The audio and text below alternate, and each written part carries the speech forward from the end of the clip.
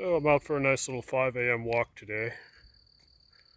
I was out researching some stuff on the Moses Gerrish farmer, Telluric Energy, the transformers and the different stuff he did when he was in charge of the Massachusetts Telegraphy Service.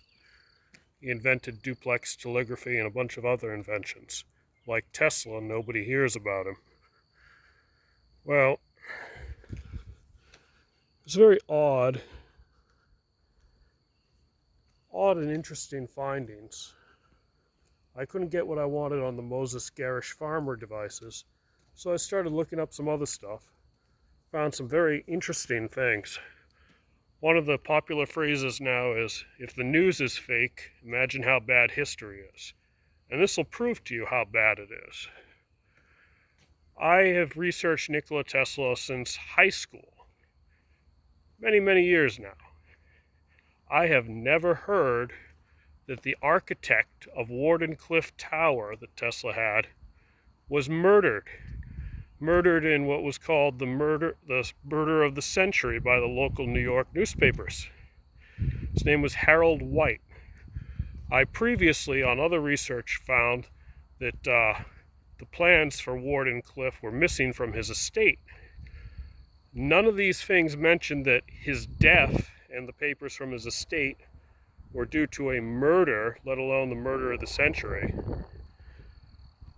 And I started looking into this a little more.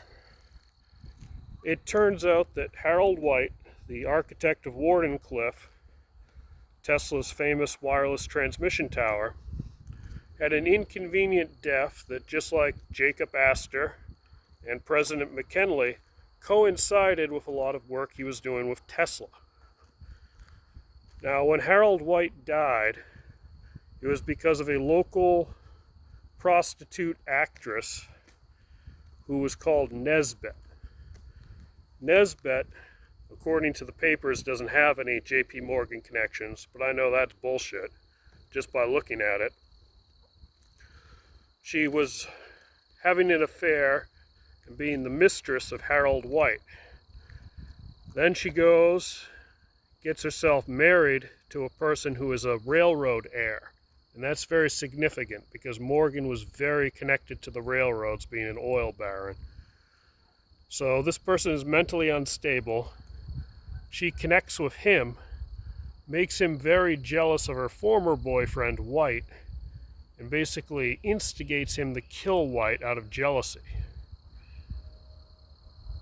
So he is now dead. John Jacob Astor, who opposed the Federal Reserve being created, and a bunch of his other rich friends that were on the Titanic, also conveniently dead for J.P. Morgan.